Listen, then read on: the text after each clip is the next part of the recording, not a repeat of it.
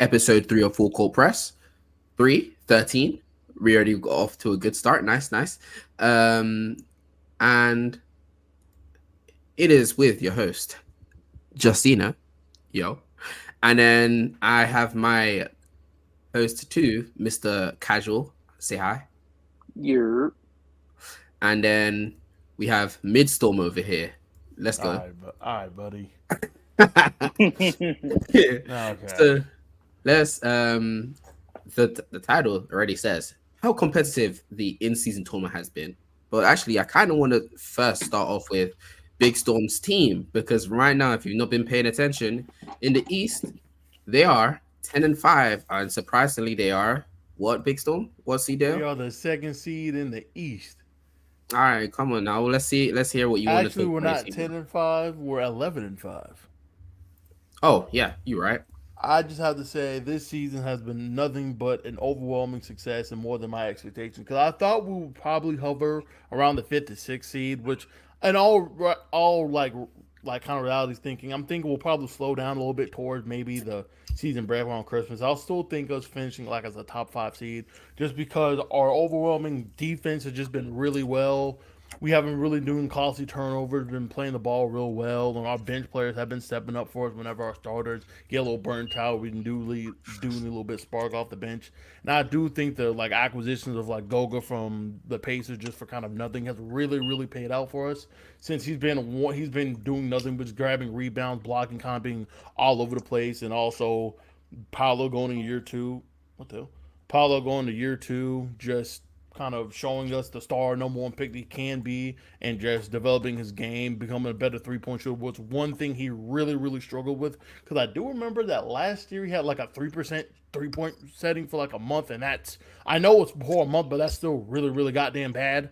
So seeing him be able to jump from like really bad from under 30 till I think he was around like 35 or something to around like All I know a is lot he higher. was he So was it's putting really up really he's nice.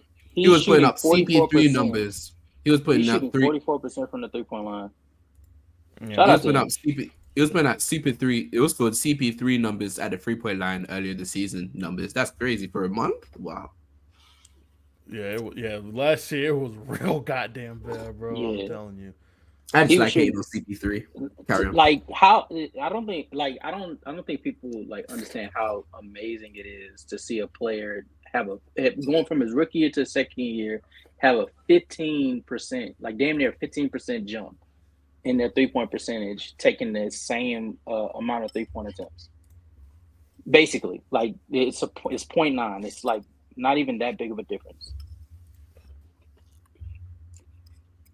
and he's getting the same shots he was getting last year. He's getting it. He's getting it now. And he's just converting them at a higher rate. Not to mention, shout out to him for developing even more of a transition game. Like developing on the transition game he already had. He's developing playmaking out of that transition. He's doing that more often. I don't know if any of you guys noticed that. He's still the same rebounder. I don't know. I feel like this is gonna be him for like the rest of his career. Like he'll balance this out. I don't think the 3 point percentage will stay that high, but I think this is who he is, and this is a damn good player in the NBA. Yeah, the Magic got one of the best young cores in the league. I don't think we're arguably the first one. I do. You can debate OKC, but I don't know because I don't really count them since SGA the best players like in his mid 20s, and that's a bit not. I'm not saying that's old, but the kind of as a part of the young core that is a little bit kind of a little Is high. Wendell part of your young core? Um, I don't. Shit, how old is Wendell? I know he's like. When Wendell's like 20. Windows Wendell's like is 24. he is 24. Oh, Yeah. well, yes. Since Is Marco Fultz 25 a part of your isn't, young core? 24 is. Barco's Is 25. is Marco Fultz part of your young core? Nah, he's too old. Okay. Okay. All right. I was just asking. I got you. It's crazy how our goddamn oldest player is goddamn Joe Ingles. Joe Ingles of all players. I still don't understand why Jamal Mosley runs him so many goddamn minutes. Cause I will watch him play and he's like kind of just like there. Like He's a he's like reliable ball handler. Like not ball handler, but a reliable passer and playmaker for you guys. Like Joe Ingles is giving you three. I think he's like I want to say he's like tied for like third in assists for you guys, but he's by far giving you like the least amount of turnovers, while giving you that 3.3. And there's games where you watch him, and like last game where you guys went up against, I forget the team that you guys beat up on the Celtics, and you could visibly see, not this game. Last game you went up against Denver. Denver. There you go, Denver. I'm fucking tripping. And you visually saw like Joe Ingles able to like run the offense when given the ball, even while Cole Anthony or Jalen Suggs was like running through the sets and stuff like that. Like you didn't have that last year. So I feel like that's a major benefit for you Oh yeah, guys this last year. year we were like 2-10. We started off terribly. Yeah. Not to mention he's also helping as like being that extra veteran that keeps you guys like disciplined and stuff like that. Like you can notice, I noticed the difference in you guys' pores. What? Yeah, but one thing I noticed that is just one thing I do got to say that's like a kind of a problem for the Magic is Hmm. we really need a 3 point shooter. That's one thing that we need a reliable 3 point shooter because our best one is Gary Harris. And am I saying Gary Harris is a bad 3 point shooter? No, but we need more than just one person to be able to shoot a three. And if he goes cold, we're kind of screwed. They got that Detroit Pistons spacing. That's crazy. They got that Detroit Pistons spacing. Oh boy. Now that we don't got Detroit Pistons facing is we got the Detroit Pistons 3 point shooting. That's what I mean. That's what I meant by three space. I meant the 3 point shooting. But no, of course you got much better because it's kind of clear that it's much better. Yeah, teams are not respecting what's his name? Who's that big? I forget his name all the time. Goga or Beef Mo? stew, beef stew. What do they call Oh, him? Isaiah Beef Stewart? Isaiah Stewart. They don't respect his 3 point shooting, even though he is a shooter now at this point. But let's move back I on. think it's more because of the Pistons, less long because it's beef stew. But well, let's go back to the Orlando Magic. I do want to talk about something that me and you was kind of getting into the conversation with. So, when are you guys going to trade one of your guards? I don't frankly know. I think whenever the opportunity is right and it kind of we trade for a player that actually kind of fits our system. I personally don't think we need Zach Levine just because for Mm-hmm. what Zach Levine costs is going to kind of hinder us way too goddamn much. Because some of the trade packs I've been seeing, people want to like blow up our bench depth in like 5 picks for Zach Levine, which I think frankly is a ridiculous overpay. Just because, Yeah. what if he doesn't want to stay with the team, or he just kind of like burns out or tries to be the main guy since we traded for him. Since we need someone who can, we we need kind of like an actual like competent 3 point shooter for, as part of a, like big three, I guess. It's something along the line, like kind of like a damn. Who am I thinking of? This like a solid 3 point shot will work. Kind of like a Buddy Hill, but a defender or something like that. The funny thing is, with the amount of defense your team has, you really don't need like one of your players can actually just be deficient in like defense and just be a straight up shooter, and that would be enough to provide you spacing. Because when you look at the whole team, you have Wendell Carter Jr. when he comes back, a good defender. Mo Wagner when he comes back, a good defender. You have Jonathan Isaac, who's when he was at his prime, he was one of the best defenders in the league. You had Franz Wagner, who's is a decent to good defender. You have Jalen Suggs is a good guard defender. Markel Fultz is decent. Anthony Back is already showing that he's a good defender. You have Gary Harris is also a good. You have so much defense around that team that at a certain point, it's fine to bleed a little bit of value on offense if you can get that spacing that will actually enhance the rest of your team offense by just straight up spacing the floor. And that's why Gary Harris is so good for you guys because not only is he not bleeding value on the offensive end because he's able to space the floor with his 4 attempts and 45% from free, is that he's also a good defender. So he's essentially just good enough for you guys in that sense. That's what I would say. I got you. Um, but yeah, as My I was saying to you earlier, because me and him was having a little bit of this conversation until we actually came onto the pod. I was saying to him like at a certain point, I think we're trading away Cole Anthony, and I don't know, man. I'd say trade Cole Anthony, and then you need to you firstly one you definitely need to trade Cole Anthony because out of all these five guards, Amalcom Fultz, Anthony Black, Cole Anthony, Jalen Suggs, and Gary Harris, he's the odd one out because you do not need his scoring on this team. You don't. You already have so much scoring around your team already from Franz, Paolo, Wendell when he comes back as well can actually score as well. You have all those like shooting or from Franz and Paolo shot creation. You don't need another shot creator on the team, and especially a shot creator that can't play make for the rest of the team nearly to the level at least like Markel Fultz could do, or Anthony Black is showing flashes of being able to do. Like, there's no point of Cole Anthony on this team, in my opinion, other than being a six man. And in that sense, cool. But even then, I wouldn't even want him on that team, to be honest with you. So I think trading him away is one of the things. And then I would probably just keep the rest of them and see how far Jalen Suggs like becomes, because if he can become a very what's what I'm looking for, a competent offensive player, a player that can like set the table for the rest of his team while also being that great of a defensive player he's been for the past like 2 seasons. Or the last season I want to say he's great. He was like decent to good. Then that's a thing. But the issue is like I still you still seem like you need to get rid of another guard because this is a good, I'm not gonna lie to you, this is like a very good situation to be as a young team, is that you have too many good players. You get what I'm saying? Yeah. That's such a good thing to be in a situation of. No, I understand.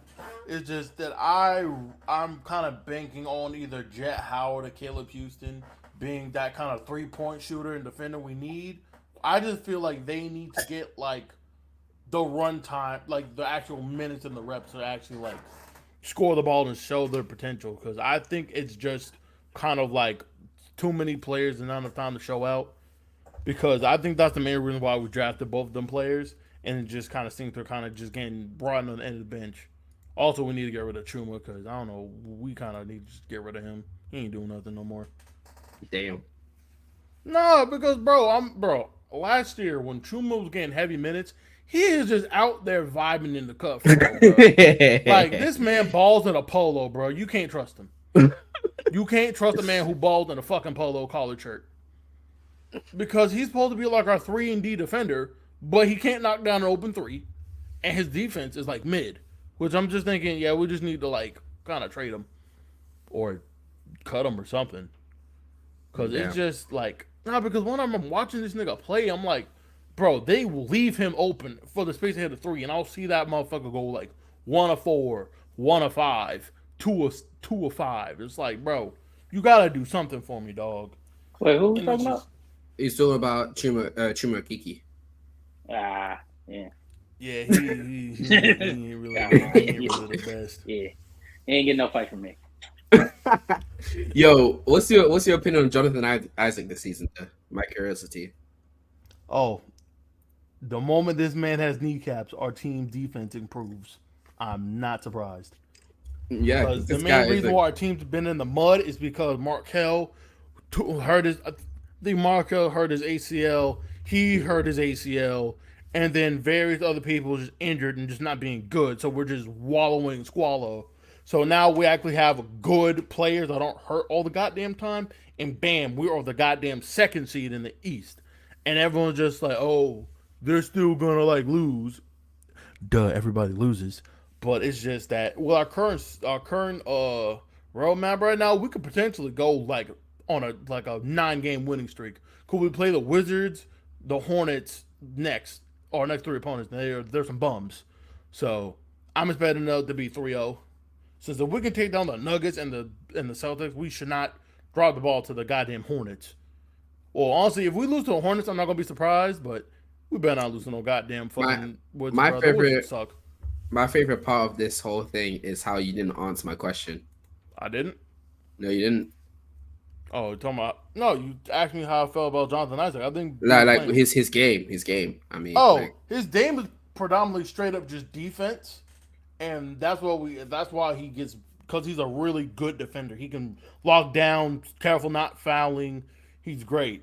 His offensive game needs work, but I love Jonathan Isaac on the floor. He's amazing, great player.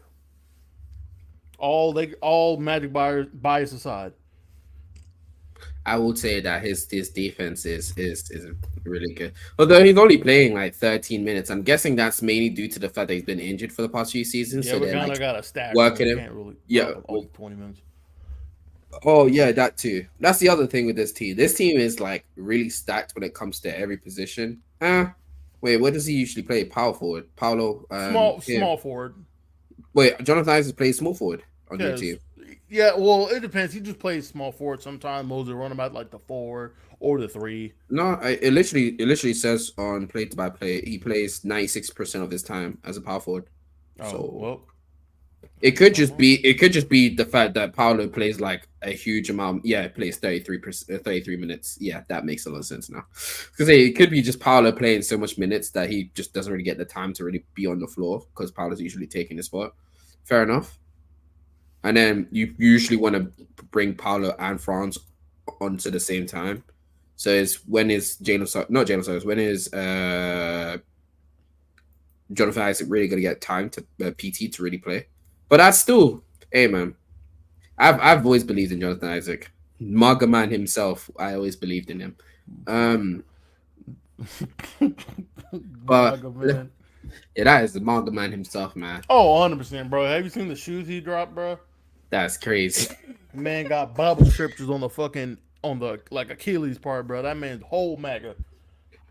I'm dying. As long as he keeps balling out, shit, I'll stand for it. Fuck it. Fair enough. Fair enough.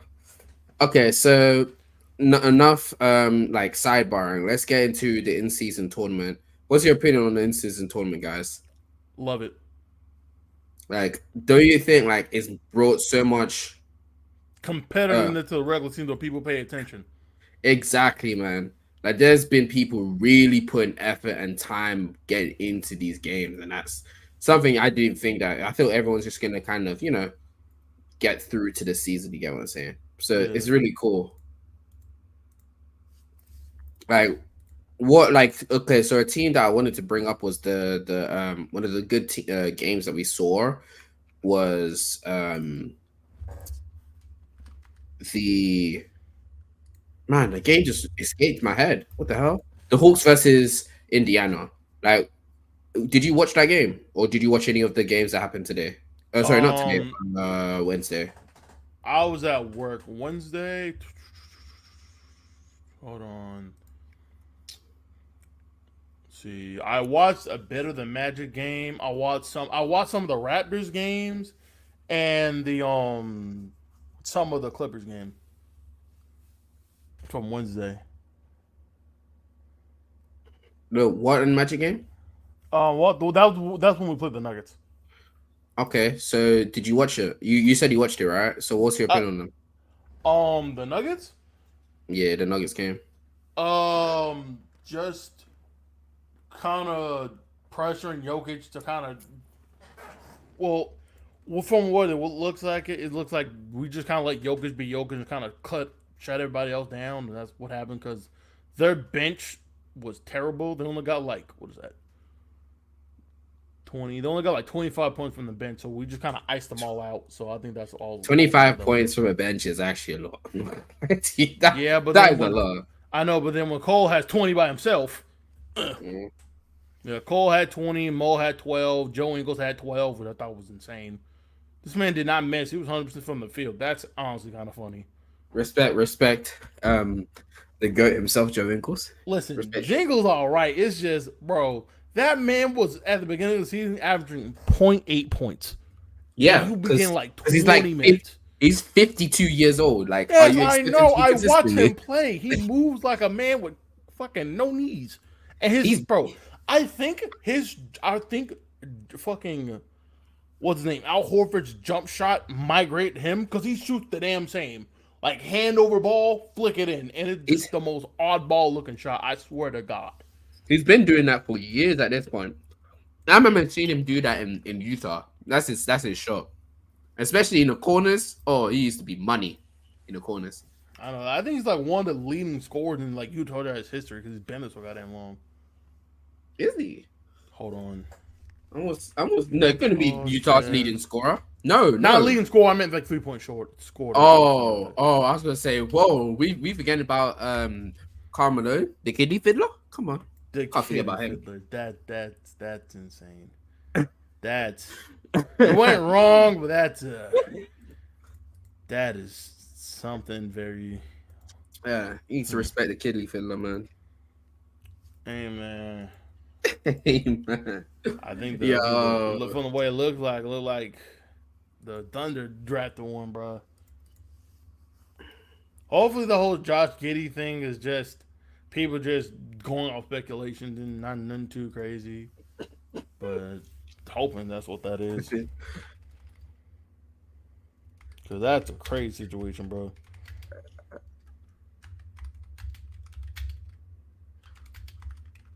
I'm trying to Google this to see what the. Yeah, he's yep. I was right. Joe Ingles is the Utah Jazz all-time leading 3 point scorer, a 3 point leader. oh yeah. Fair enough, fair enough. But Cause okay, since no, okay, oh my bad, I was gonna say because top three is John Stockton, Donovan, then him. John Stockton, man, he that guy will always stay. That longevity is really keeping him in the people's minds. That's the only reason why he exists, dog. So much, like you know how much books like stats he's gonna have in that team just strictly off of longevity. Bro has the assists leader, and he's probably never gonna be broken because of how long he played. That's 20 years of like just 10 plus assists. That's insane. And he's never injured as well like that. Actually, let me check because that was.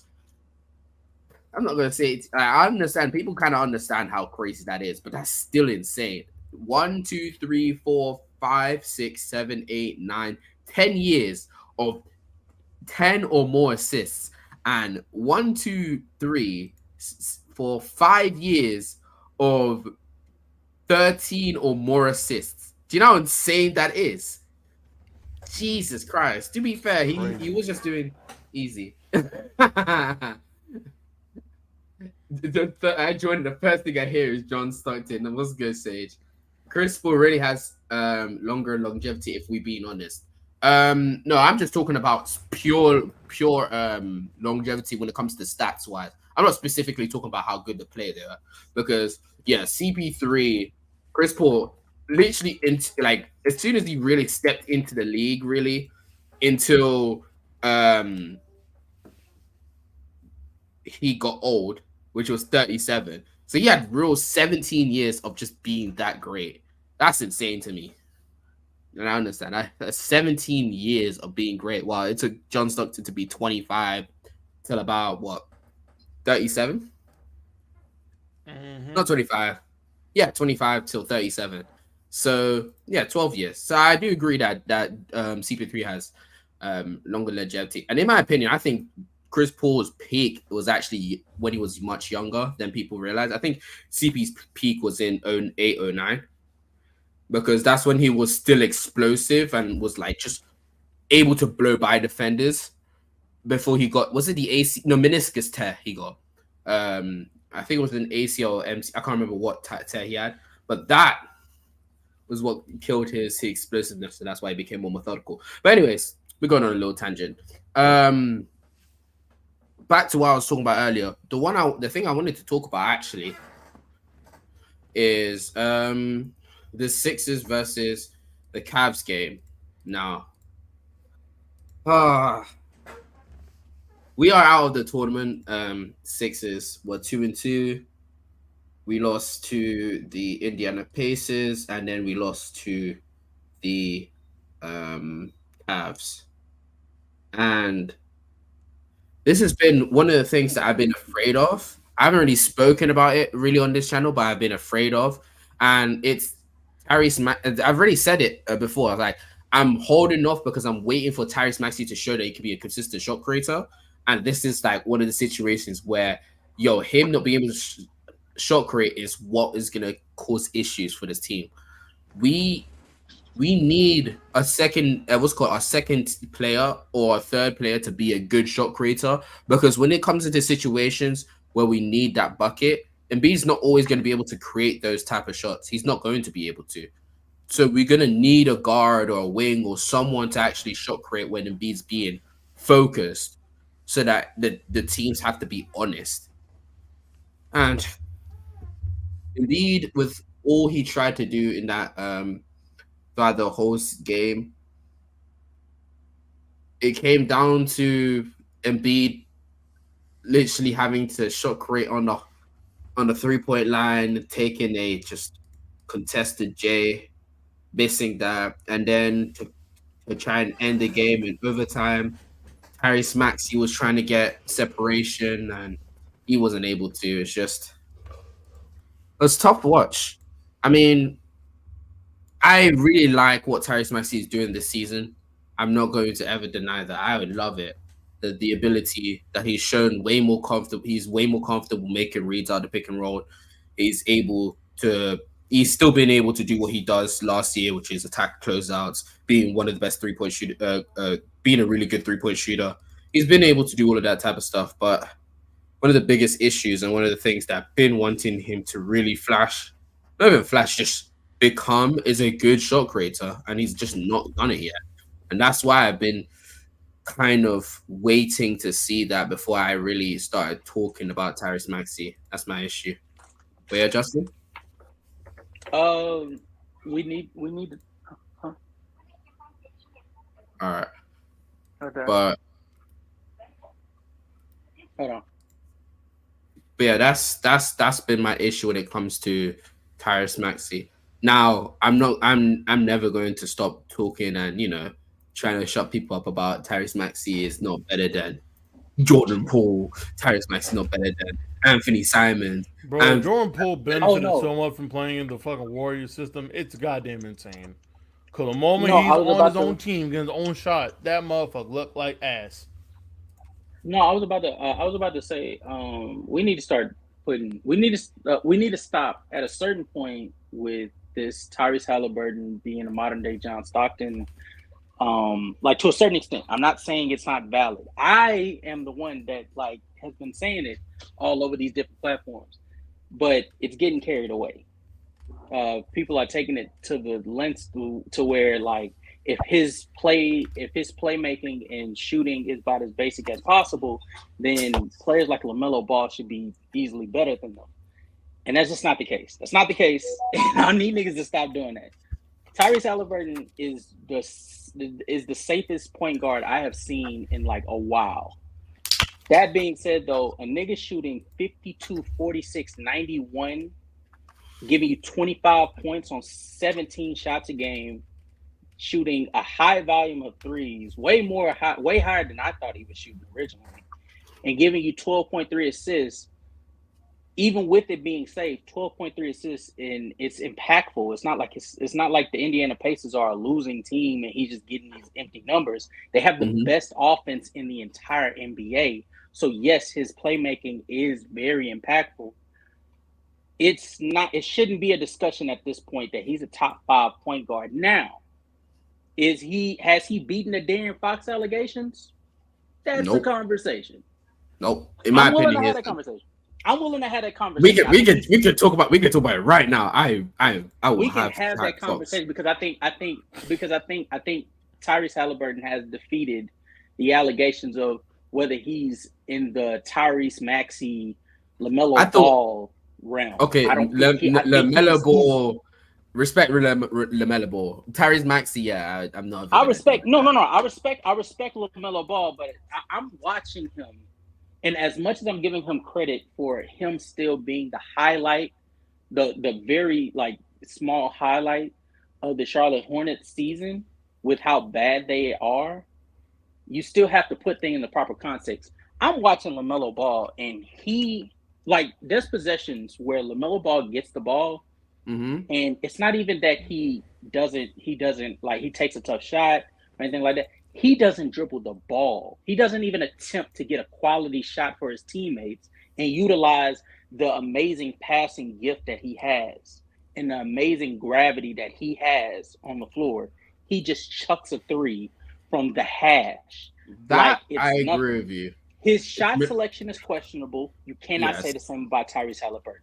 I As agree. much as I agree, the degree of difficulty has to be taken into account when in this conversation with LaMelo and Tyrese. Hmm. Again, even if you take that into account, he's doing some of this to himself. LaMelo Ball is doing some of this to himself. And Oh, in Tyrese yeah. Halliburton's case, if you're shooting that efficient while taking the same, if not like slightly less total of Yeah. shots Yeah. to LaMelo The Ball and Lamelo's taking playmaking, 9.4 to yeah, his 8.2. yeah, like it's not that big of a difference, and he's shooting that much better than you. And then on the playmaking end, although yes, I agree. Again, LaMelo Ball's degree of difficulty, not having nearly as talented of a team as Tyrese does, that Hmm. does get taken into account. I've also seen situations with LaMelo Ball who has no reason to put himself in some of these difficult positions that he put himself in, like dribbling into traffic and trying to make like this no look pass to a cutting player where you could just easily dump it off. You don't see those problems with Tyrese, and Tyrese is so efficient of a playmaker that yes, that gets taken. That I think that is what trumps him over LaMelo Ball overall. Not to mention he's a better defender than LaMelo Ball right now because LaMelo Ball is playing terrible defensively this year. Well, he's been a terrible defender, but he's definitely playing terrible this year. No, no. This year he's gotten better.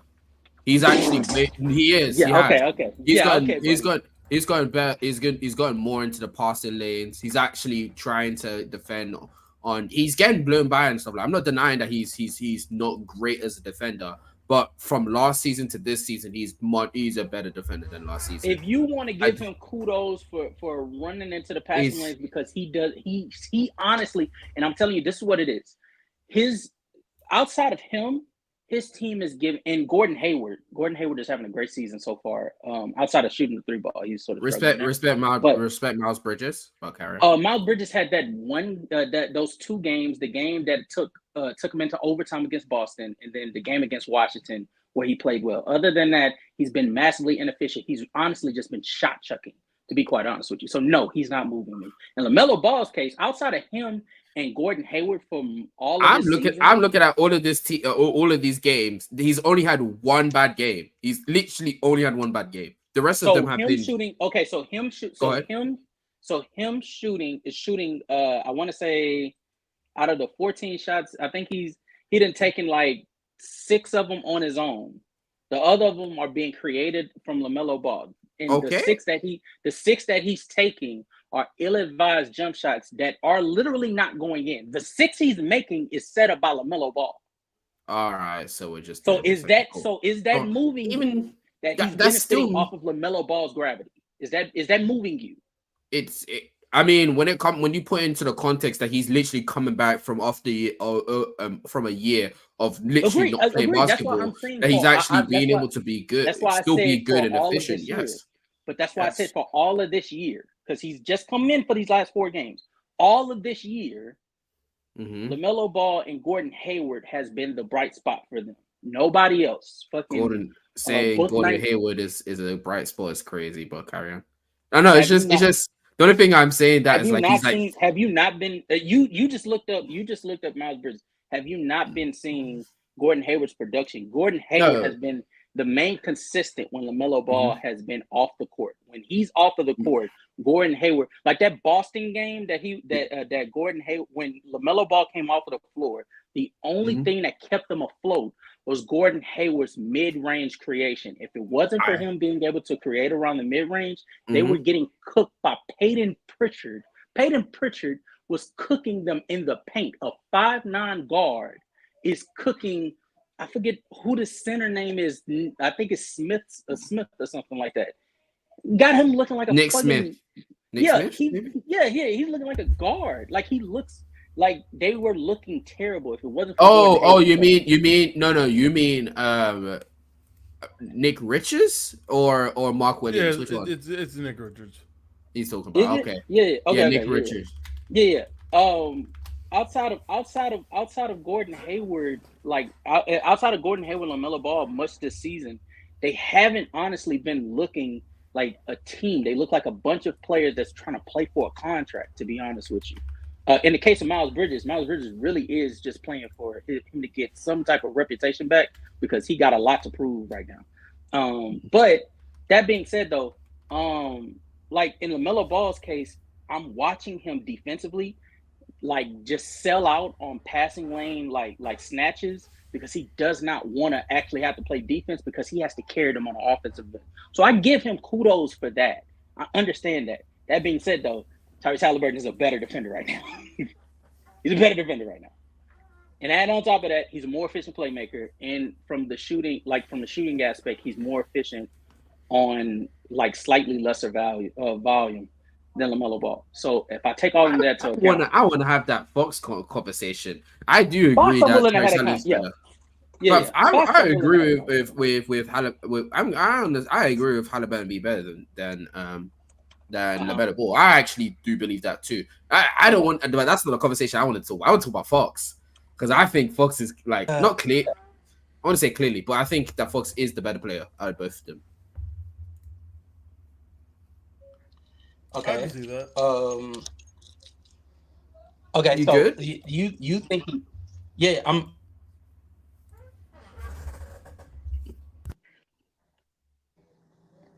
Yo. But yeah, Yo, I just think that Fox is just better than him because I think on the offensive end, the ability to consistently create your own shot. Yes, I do agree that Tyrese Halliburton could do so, but I think the fact that it was called when it comes down the stretch, Fox being essentially having the superpower of just being faster than everyone in the league already makes people having to be worried about his ability to get downhill and actually attack the rim. But then when he's going downhill, he's able to just stop on a dime and then pull up for an efficient mid-range shot because he has grown into being a very consistent mid-range shooter. And not even consistent, that's actually kind of downplayed. He's a good to great mid-range shooter at this point. So the fact that he's a good to great mid-range shooting, and even this season, if I'm correct, Fox is like hitting his threes quite consistently this season. Let me see. Let me add him up here. Sorry, I had to. This season, Sorry, it took me a second, but yeah, I'm listening. no problems. Oh, you want to go back to what I was saying? I want to start off with the Fox Yeah, thing. yeah. I think the fact that Fox is I understand that both Tyrese and Fox can shot create, but the ability to have like a superpower, which is like he's just faster than everyone in the league, and then that makes people have to play up on his speed and not guard him as harshly as what you would do with like someone like Jar who just goes under the screen as much. And even if you go under the screen when it comes to Fox, Fox can like attack the rim anyways and then stop on a dime and take a mid-range shot, which he's grown into a good to great mid-range shooter, so you can't play off of that mid-range. And then this season on decent volumes, there's no way he's taking this much. On 8 attempts, Fox is shooting 37%. damn. Yeah, I was dead, and I hope you know. I thought I was reading Tyrese Halliburton's numbers, and then I realized no, this is Fox. Fox is taking essentially 8.8 or 9 threes a game and hitting them at 36.7 or 37%. That's You can't even play off his dude. 3-point shooting. Like that's how great he's been on all three levels, and with someone who can consistently get to that mid range, even though the mid range isn't his predominant way of scoring, it's usually his getting downhill. The fact that he's already rounded out his game to become a 3-level scorer is something that when it comes into the playoffs, it's just so much value there as a scorer. And then when we go on to his playmaking, I'm not gonna sit here and tell you that he's as good as a Tyrese Halliburton as a passer, but because he draws so much attention as a scorer, I would actually argue that I think Mm-hmm. they're either one on the same tier or I'd slightly rather of Fox's playmaking. Just simply because of the fact that he's so dominant, not dominant, but he's so great as a scorer that you kind of have to double him. And if you're doubling Fox, that's going to put the defense into rotation, and then you can play make out of that situation. I don't think Tyrese Halliburton can actually do so. But yeah, your turn. I think that it is you making me proud, man. Um, that when it comes to Darren Fox and Tyrese Halliburton's case, it ultimately comes down to how bad of a defender do you think Fox and Tyrese are. The Fox is a case good defender of this season. Darren Fox. Well, no. I'm not saying that he's in the conversation between. Because here's the thing: offensively, I get Mm-hmm. your point. That's not Tyrese Halliburton's responsibility. Tyrese's responsibility is not to score. Be 25 Yes. points on even better Oh, efficiency than okay. Darren Fox, right? I agree that Darren Fox's degree of difficulty as a shot creator is it far exceeds Tyrese Halliburton. Is really, to be honest, not even that much of a shot creator. I don't think. I think he benefits off of the opportunities that he's given. So I give you that, but on the playmaking end, again, same argument with Lamar. I think Darren Fox is not on the level of Tyrese Halliburton as a playmaker because Tyrese Halliburton's efficiency within the volume of him having the ball in this offense to be taken into account. The fact that he does not have a Sabonis on his roster, right? He's the man, the sole ball handler and creator for his team so efficiently, even if it's safe. That efficiency on that is off the charts. So that's why he clears him as a playmaker.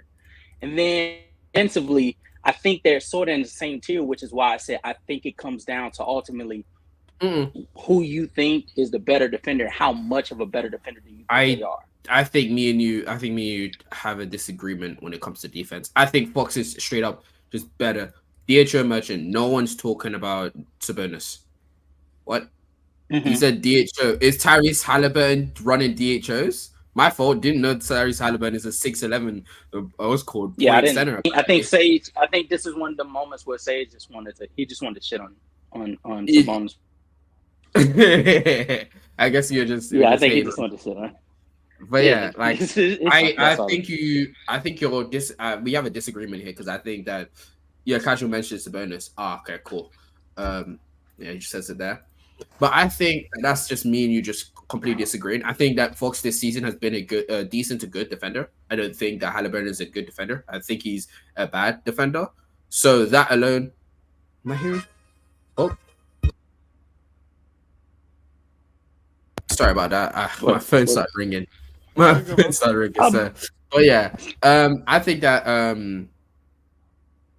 Tyrese Halliburton is not a good defender. I think he's bad, and I think that Fox has just been a good, like a decent to good defender. I think that alone means that he's not bleeding value on bleeding value on any side of the core.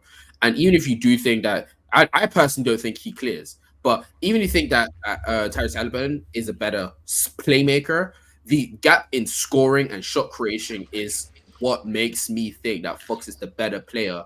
Because if you're not bleeding value on the defensive end, and you're that great as a shot creator while also being able to use your value as a shot creator to help the rest of your team, I think that that should mean that you are a better player than someone who's more playmaking oriented. That's understandable. Playmaking oriented. That's understandable, but also looks within the offense to really create his own shot. Meaning, like, how do I explain this? Tyrese Halliburton looks within the offense to then start making his shots. Like his shots are very calculated and he makes them when it's like it's a smart time to do so. But that's different to Fox. Fox kind of just sees when he understands when he needs to really get into those situations to really go for it. And I don't think that Tyrese Halliburton does that enough for me to really put him in those conversations. I think TLDR, I just think that Fox is more aggressive when it comes to looking for his own shot, and I think I value that more in a more. I value that more because it means that he's more willing to really take those shots. So has Tyrese Halliburton really gone and actually said, "Okay, I'm going to get 40 this tonight on a lot of volume"? Yes, he has done that, but I think that Fox is way more willing and is way more capable of doing that more consistently than Tyrese Halliburton, while also still playmaking for the rest of his team. And that's why I think Fox is also a plus with the defense that he brings. That's my opinion. I think. Well, no, I because okay. So I think I agree with you. I think that disagree at. I think defensively, I see that Tyrese Halliburton decline. I think ultimately he's not really the best in screens. So that's ultimately what kills him. But as far as when he's asked like against LaMelo Ball, he did about as good of a job as you can do guarding that has the ball speed and the ball handling skills that LaMelo Ball was able to do that. Yet when he was put in screens and let's say the Atlanta game, he was heavily like he was basically giving up a lot of open shots to trip them not being able to navigate through screens competently, right? So I think it is so fair enough if you feel like Darren Fox is a better defender. I'm with you, right? But the reason again, the reason why I has a race in this conversation is due to again responsibility. Has the ability to say I can be the primary scorer and operate throughout DHOs with the best. Even though we are Merchant, he's the best DHO big that we have in this No, game, no, right? I think no, that's fair no. to say. Better who Jokic runs? exists. Jokic Oh, okay. exists. I'm sorry. Outside of Jokic, outside of Jokic, Yeah, right? yeah. I Okay, was gonna so say, outside, bro, just forgot his okay, Jokic exists. yeah, That's yeah. crazy. Thank you. Forgot the best. I forgot the best player in the world. I'm sorry. Outside of Jokic, yeah, Sabonis is the best option that you have in the NBA, and so Darren Fox having that access to the second best DHO in the game, while also still having a plethora of shooters to be able to get access to. Not to mention he has another shot creator at his hip with Malik Monk. I think that Tyrese Halliburton is not privileged with that. Not saying that he does not have a great score, but his responsibility on this roster is a little bit more different. He's having to run these be as efficient as he is. And he manages to have a as high as really some of the best point guards that we've ever seen. He's complete the completion rate that he's having with these passes. It's heard of. His assist to turnover ratio is like off the charts right now, and that's grabbing my eye because you're not supposed to be able doing that. You're not supposed to be able to think as much usage as he has with the ball. If you really think about it, think about the bars that we've ever seen in this league. Outside of forget, like I'm talking about the Magic Johnsons, the Steve Nashes, the Jason Kidds that had the ball as he does, and some of them weren't able to complete as like efficient. Granted, it's safe, but again, at some point, you being as successful as you in that realm, that has to count for something, and that's why I think he has a hat in this race. Like I'm gonna push you on Darren Fox being better than him because I think that Darren Fox like came in your argument is just I think in on the flip side like them some good ass numbers. You know what I'm saying? Yeah, I agree with you. Yeah. Right, that's I don't think here. I think that Tyrese Halliburton has some room to grow as a shot creator. I don't necessarily see him become a better playmaker, and I don't even think that's a bad thing if he can't become better as a play. Okay. It's not playmaker, as a passer. I don't think that's a bad thing, but if he becomes a Yeah. better scorer, that would just easily means he's going to become a better playmaker, straight up, because playmaking is a combination of your passing talent and your scoring. So, but that's my opinion on that. Big Storm, you have any opinions on this? Not too much, just because I haven't watched too many Kings and Pacers games, so I don't want to give like a take on something I don't really know, and I sound like a dumbass, and I get roasted for it. So that's why I've been mostly been keeping quiet on this. I need to watch more. I need to get more tape on De'Aaron Fox and Halliburton. The one thing I Right. do gotta say about Halliburton, that man's jump shot is so funky looking. It's all It elbows, no is, right? lift. It That's is. Yeah, all. it It He is. like is. just shoots with his elbows, no lift. Like he just forcing the ball up. It is so peculiar to look at. But hey, that motherfucker goes in though. Shit. Mm-hmm. at a That's At a big very rate. good Like rate. a yeah, at very a efficient very rate. good rate. Yeah. Yeah. What other players do you think he actually can be in a conversation of? Like, you think he can be better as a guard? I mean, guard. Um, That's you about know it, to what? be I'm gonna honest with be. you, because none You know of them what? are I better think than. he if Oh, he God. peaks out, I think he'll be better than SGA. Who's gonna tell him? Mm-mm, He's gonna tell mm-mm, him. He's mm-mm, gonna tell him about mm-mm. Tiny. 'Cause I was just about to Yes, yeah. look. I wish, Storm. I wish you would have let me. I wish you would have say. I was about to say outside. That's about it. Because outside of Steph and Shay, it like he doesn't really have a conversation with any of those. Luca, I'm sorry, Luca. He doesn't have a conversation with any of them. But anybody else is fair game. Yo, the casual. Look at the screen, dog. Look at the screen. Does he know? He doesn't know, dog. He doesn't know. Nah, it's all right. It's all right. It's all right, man. It's all right. Yeah. No, no. SGA is Because beating none of those I numbers, think dog. I have the Trey Young conversation. The Trey Young for the longest, Trey Young has been like the fifth or fourth best point guard that we sort of put in ahead of the Darren I still Foxes, the I still think Trey Young Tyrese's. is better. I just think he's better just simply because he's a better shot creator. And I also think Trey Young's a better passing talent as well. So even I though he doesn't have the volume of man, it, I just think that's the what. the sure amount of ways that Trey Young could actually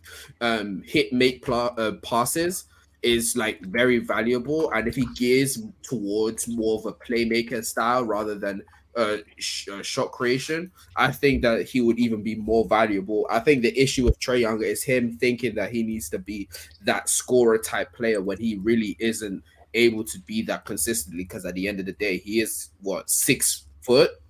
No, he's Something six. like Yes, that. he's 6'1".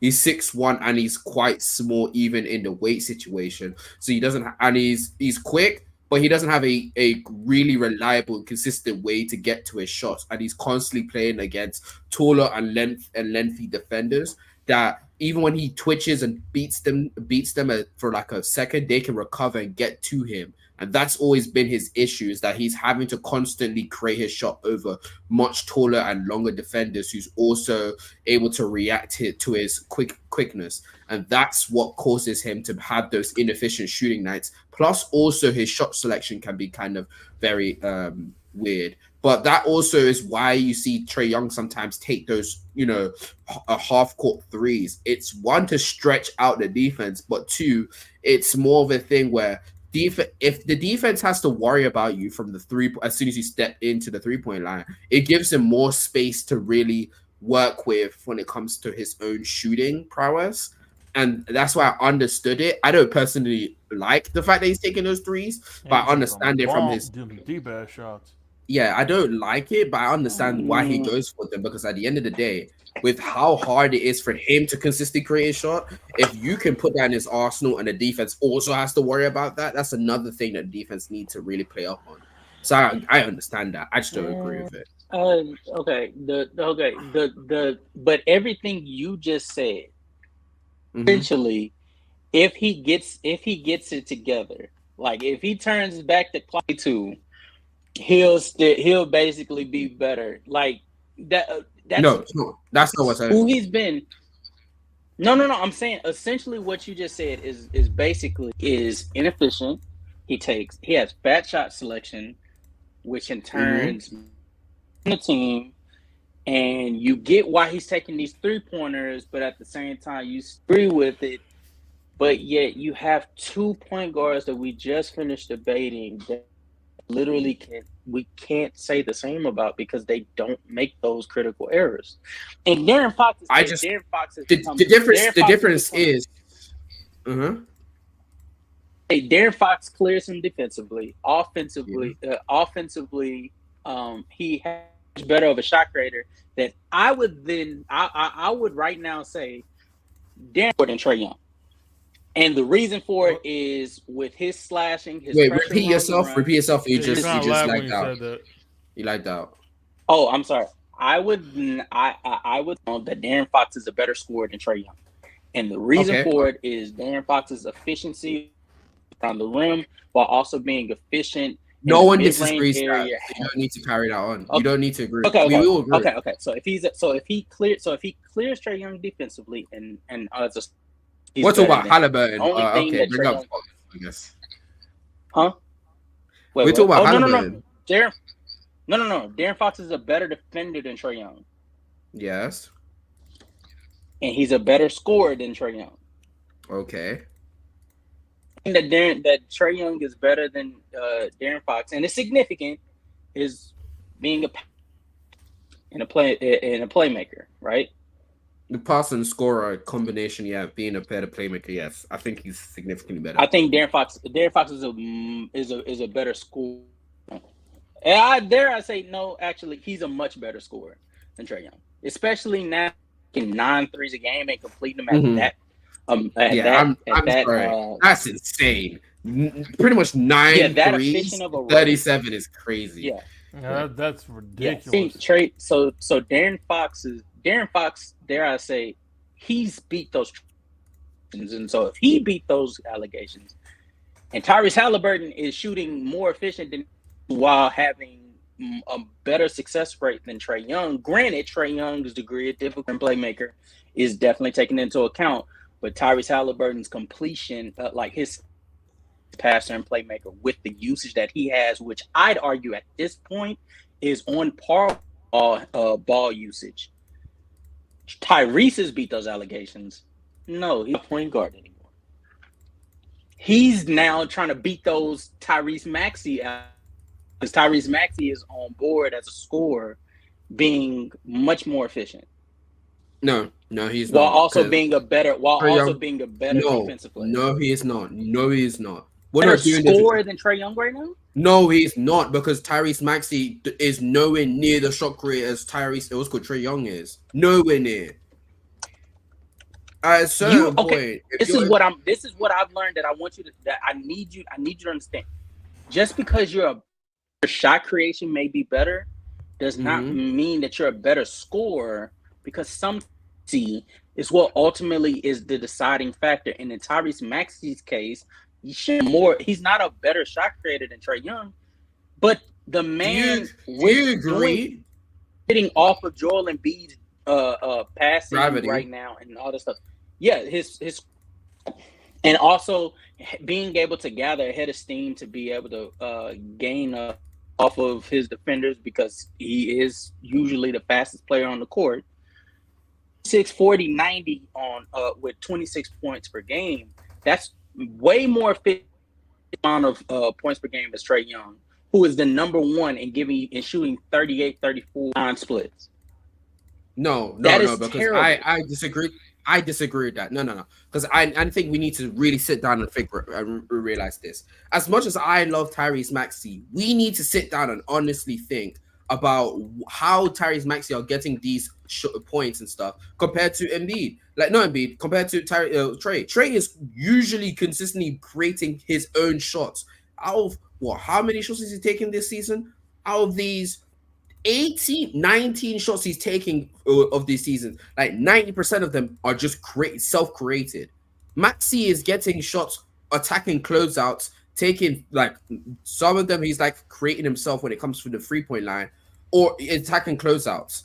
He is, and sometimes mid-range. He is not like sit there consistently creating his own shots, creating his own buckets. And even then, we're not talking about playmaking, so we don't need to say that. But that is different. You can't sit here and tell me that Maxey is a better scorer than Trey Young, because Trey Young is consistently creating his own shots and consistently having to deal with that with off of no other person on his team. He doesn't have the benefit of having the top 3 scorer in the league in Embiid. He doesn't have anyone like that on his team to be drawing up pressure like that. Yes, he does have DeJounte Murray, and I do agree DeJounte Murray is having a really good season. But if we're going to sit here and really understand that, and if we're going to really sit here and really say that DeJounte Murray is a better, it has more gravity than Joel Embiid, then I don't know what to say. Joel Embiid is literally the reason why.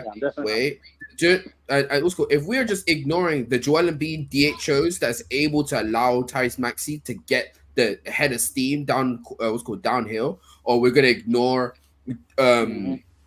the post action that Embiid's getting, which also allows Embiid to kick it out to Maxi and then have someone to allow him to have enough space to actually shoot threes very efficiently, then we should understand that at a certain point, Tyrese Maxey is getting a lot of it help from Embiid, while Jerry Young isn't. Like, yes, Tyrese Maxey is averaging 27 points. Yes, it's on hyper efficient.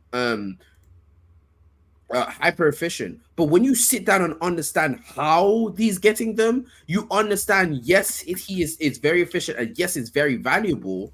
But Trey Young, even though he's not shooting well right now, the way he's getting it in the long run is more valuable, because when you get down into the playoffs, or literally the game that we was talking about a little bit earlier, the Cavs versus Sixers, what was the Mm-hmm. biggest issue there? We didn't have consistent shot creation.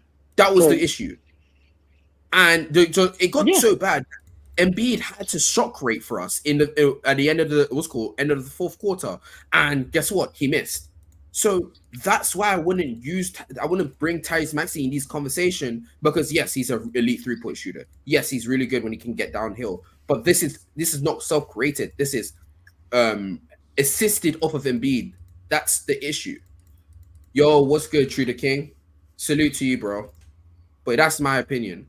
um, I mean, again, I said he has to beat those allegations because I think that it is a conversation. Because if I you don't want think to it. say that he's benefiting off of, even if you want to say that he's benefiting off of Joel Embiid, we can make the case that Darren Fox, a lot of what Darren Fox, like the Mm-mm, he's getting mm-mm. for him to have as successful of a rate as he is based off of the openings that he gets playing alongside Sabonis, or a lot of what he's able to do is created off of playing with the best offensive player in the league.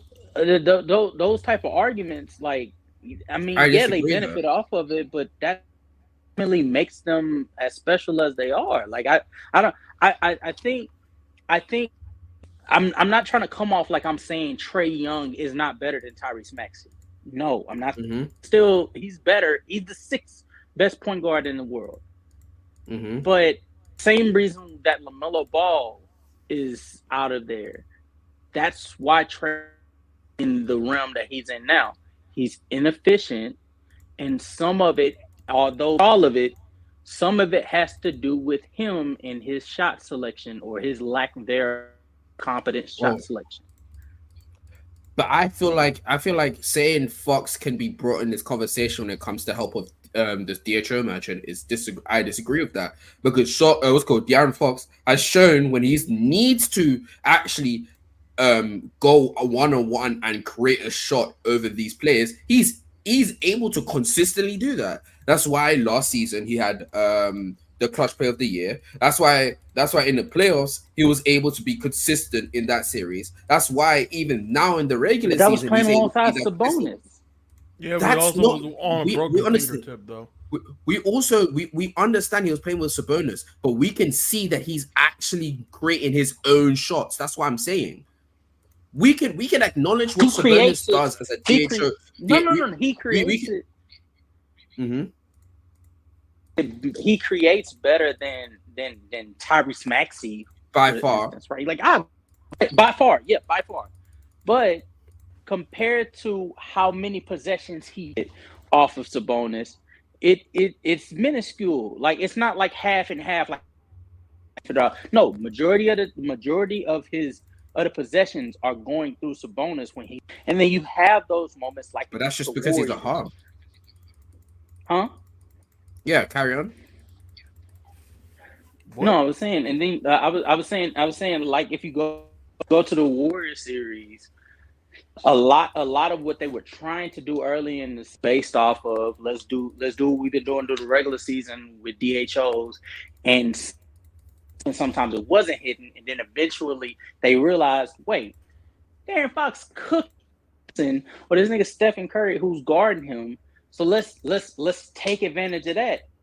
you put Andrew Wiggins on him, that ultimately things slowed down. So like I get what you're saying.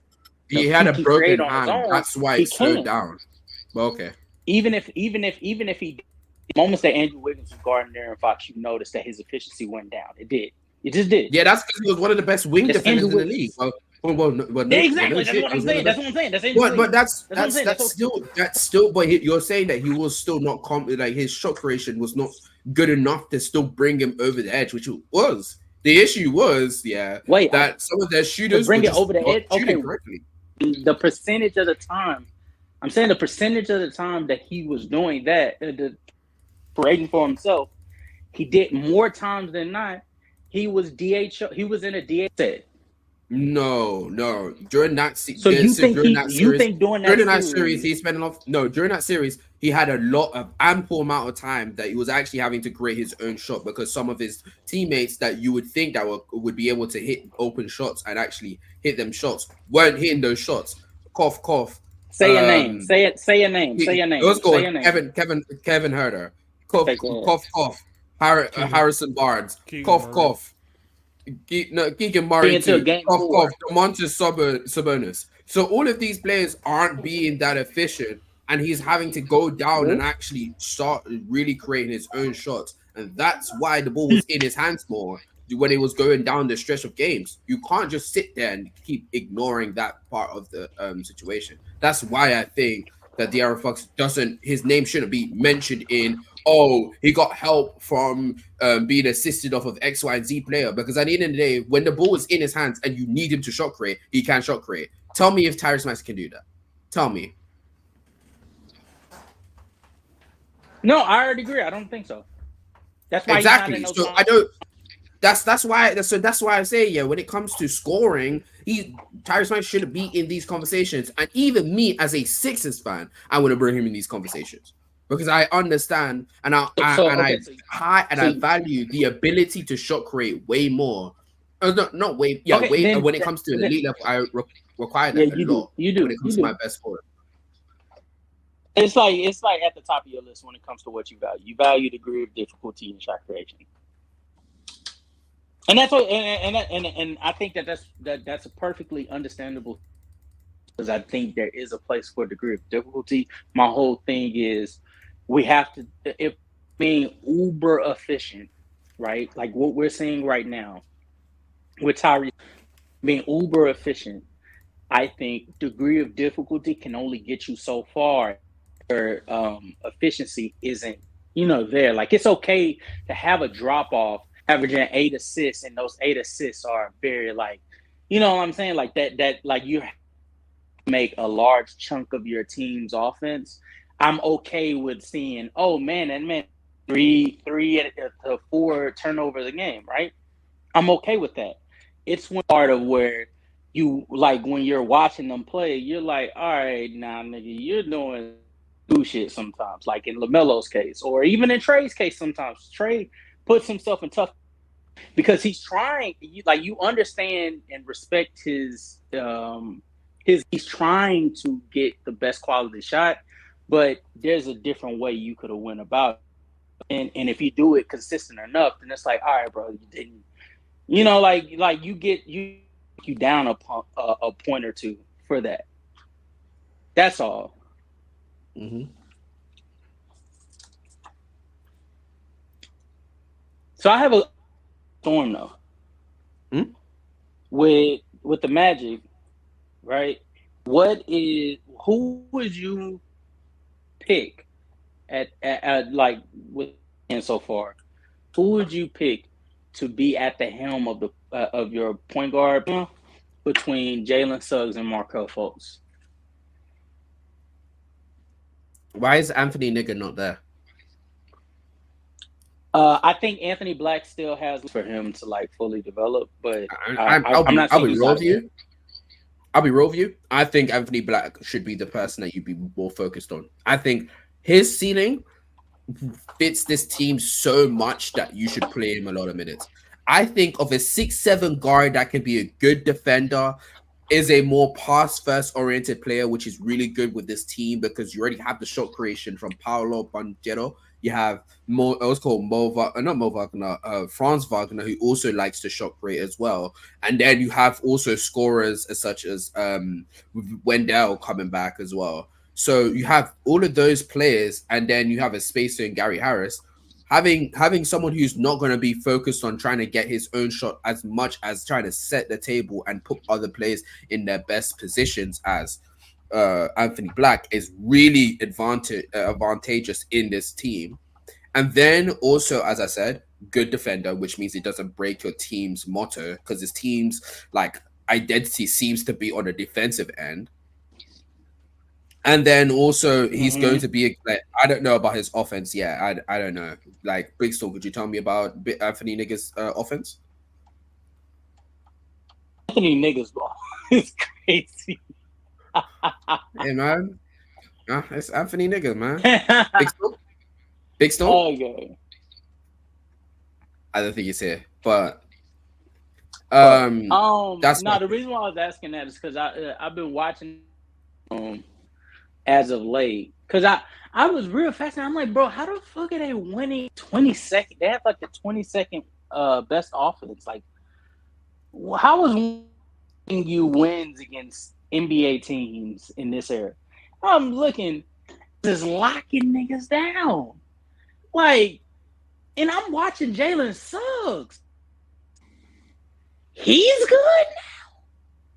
I'm like, bro, I could have sworn having to beat some bust allegations with the way he was playing the last couple of years. And against the Celtics, or screw that, I was watching him against Toronto. Bro was like, I think it was like a possession where I think he tried to dunk on Jalen Suggs or something like that, and he got the foul call. Pissed. Pascal misses the shot. Jalen Suggs on court. He gets an and one posterized on Pascal. Get to talking. Bro, he's like that now. Like what? Like when did this happen? The last couple of years, I've been watching Markel Fultz because I've been interested in like seeing how he comes to injury. Shout out to Philadelphia's health staff for not doing. All right, and this nigga, he looks. You just didn't need to see that, but okay.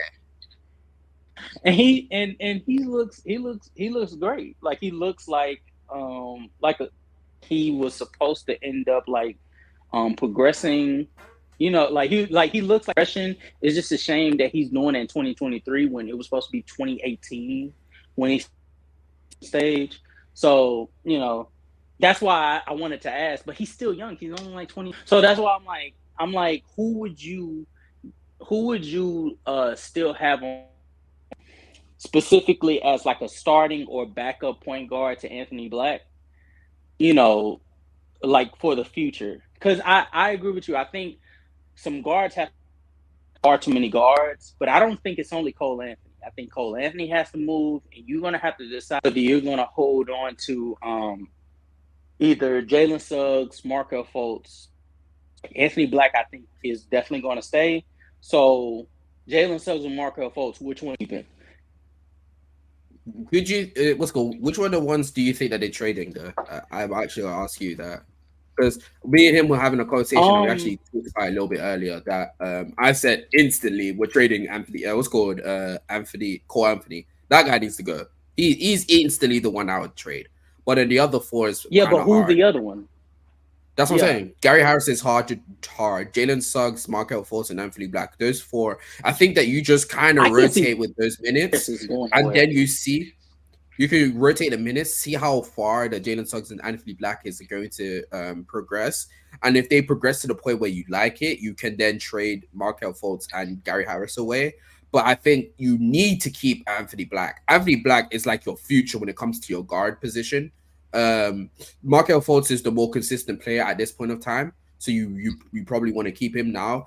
Gary Harris, out of the top of those four, is probably the most actually. Yeah, depending on how Jalen Suggs progress, Gary Harris might be the most expendable out of the four. And then Jalen Suggs. I don't think Gary Harris is going nowhere. I don't see why you move off from Gary. Gary guard. Which one of Markel Fultz Jalen Suggs, Anthony Black. None of those three are looking like they're either going to be manning the point guard spot or you're going to move on from. I think Gary Harris. I think it's ultimately which one, along with Cole Anthony, are you moving off? Because you can only go so long before you start hindering progression. Jalen Suggs is showing to progress, and so is Markel Fultz. Even though Anthony is on the court, I'm seeing like defensively, like his potential.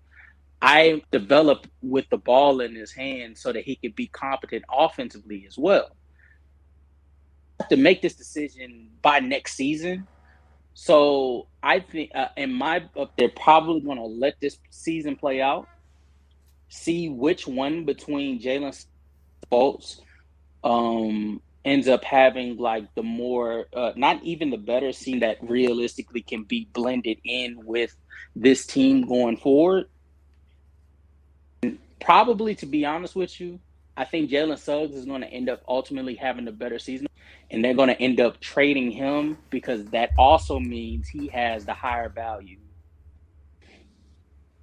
I don't know if they're going to trade Jalen Suggs because he's one of the best guard defenders we have. Mm-hmm. We'll lose a lot of defense if we trade him. And that's something I No, don't think our team can really make up with team Okay, defense. so I wanted. That's what we were talking about it because we were waiting for you to, My in bad, I your had to go do opinion, something. outside of, oh yeah, no. because I think me Outside and of, you, yeah. outs, okay, okay, I'll let you talk and then I'll ask. Okay, I was actually just gonna say what you was gonna say. I was gonna say because me and you, Big Storm, Oh, we already kind of came to the conclusion that Cole Anthony kind of has to go. Like he's the odd man Yeah, out. he's the odd man out because he Yeah, doesn't really do anything to a high level towards the specialty that warrants him getting so many minutes. I still love exactly. Cole Anthony. It's just that I think he has to we gotta give him a tribute package, and then we gotta ship him off for some better, more Yeah, well but then fitting when it comes pieces. to tribute when it comes package is crazy. crazy, What? that What is bro for? treat him like he's dead, What they did the same thing for Patty Mills bruh. when he But when he got traded from Yeah, San but Antonio. Patty Mills was with the Spurs. for like a decade, wasn't it? Yeah, like, won a championships with him. This thing called Anthony was drafted 2 years ago. Yeah, He No, get he a was drafted yeah. in tribute package 2020. Patty for his Mills, Patty workouts. Mills has been there. Patty Mills has been in San Antonio for a literal 11 years. Like, no, I'm wrong. Yeah, He's been there if for Cole since Anthony, 23 to 32, 9 years. what would Cole's Cole been with Anthony's us for tribute package he's been with us for like? 4 years, 4 to 5 years, I'm pretty sure. Something like Yeah, that. Cole's been there for 4 years. Yes, this will be his fourth season. Yeah, But I what would think what would her tribute package even look like for Cole? Workout videos and He has a shit. lot. He has a His lot hair of dunks, growth. and he has a lot of dunks and deep 3 points. His bro, hair growth. we live. All His right, hacker bro. is crazy. That's Yo, crazy. that is hate. Nah, me personally, I would let someone talk to my guy Hey like that. man, chill out on That's Cole, man. crazy. I appreciate y'all having me Man, over your platform, but I gotta go. ready. Thank you, All right, I'll man. man. talk to y'all later. Stay safe, bro. I always do. Catch y'all later. But Hey, so how did you feel about that 76ers we kind of game? spoke a Shit little about bit about it when he was gone, but like that.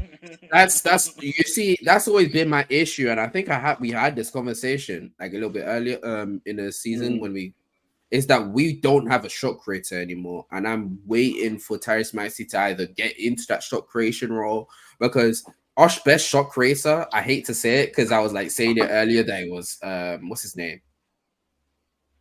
It was Kelly Oubre. Kelly Oubre, but I have to say it's actually Tobias Harris. And I would say I hate to say it because of the grief that he's given me for the past like 3 seasons. But like this season, he's played with more aggression isn't the word. He's been using his body more. He's been more physical is the word I'm looking for, which is really helpful with his like grown man body being able to just bully his way and inch his way closer to the rim and get those mid ranges that are closer rather than trying to go for finesse moves. His ability to cut and actually get easy points from that type of way as well. Him being better on the defensive end this season, in my opinion, as well. So, but when it comes to shot creation, he's gotten better as a shot creator, and that's really helpful. And I think that's why he's been great this season. At the end of the day, man, I really like Tobias Harris shot creation, but that's not enough. He's not great enough as a shot creator for our team to really get to the place that we want to be, and that's the issue. Bye. Sorry, somebody was saying bye. Yeah. I heard you. I heard the background, buddy. Oh, okay. Yeah, you know who I am. Bye, head ass.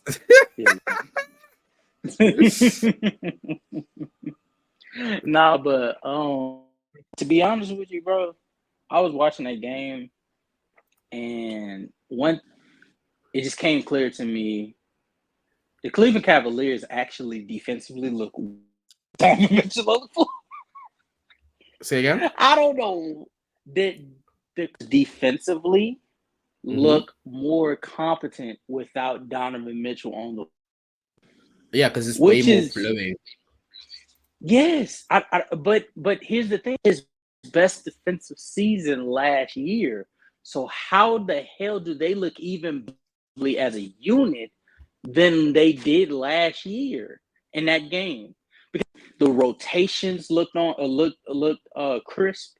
The front between Evan Mobley and Jared Allen looked crisp. Had his season high scoring wise. With getting creation from Darius. Like they just looked so much more poised than they. I just want to go on the side tangent. Okay, quick, just 1 second, 1 quick second. The Bulls are down by what's that? 14 points, and it's by halftime. I feel real good seeing the Bulls being 5-11. Trade us your guard, man. We need Alex Caruso. All right, you can go back. My fault. Just wanted to. I was about to say Zach LaVine. I was about to say you don't want him. No, I do not want Zach. You've been my opinion on that. Yeah, I've been going to these platforms and everybody's talking about what Zach LaVine could do for them, and I'm like, his contract worth it. He's not moving the needle for a majority of these teams. Could move the needle for the assets that they'll have to give up, sort of put some Lewis like situation to where like you're gonna need like the situation for you guys is gonna have to happen for you guys to ultimately win the championship. They're talking about the Lakers. The assets that you would have to give up to get Zach LaVine, and that's not even what you need, puts you in such a situation that if that chemistry between LeBron, AD, and Zach LaVine work out, you're fucked. You're fucked because LeBron's this year, and so like you having him go out, that is not what you want to do. I would much rather just make a trade for the more track friendly player and Alex Caruso, who is very versatile defense. Playmaking wise, he's responsible with the ball, and quiet as kept, he's a competent 3-point. I would go with that rather than the ball dominant star contract when he really ain't a star player in Zach LaVine.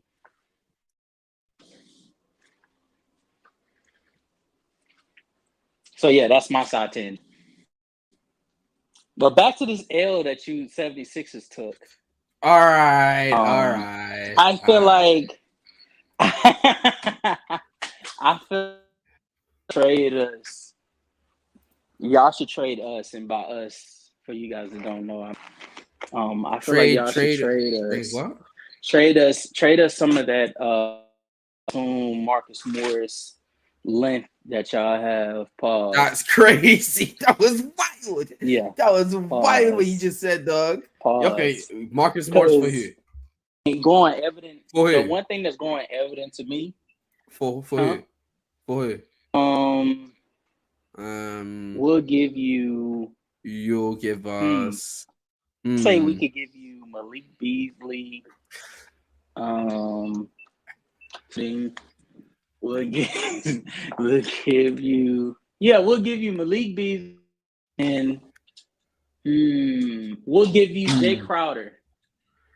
And All right, so this is Full Court Press episode 13. Thank you very much, guys, for going through. I'm thankful for Justin to come through and our guest, the Big Storm, from coming through. But I will say this to you: have a good evening, okay, guys, and catch you later. Peace. what There's you no wouldn't way feel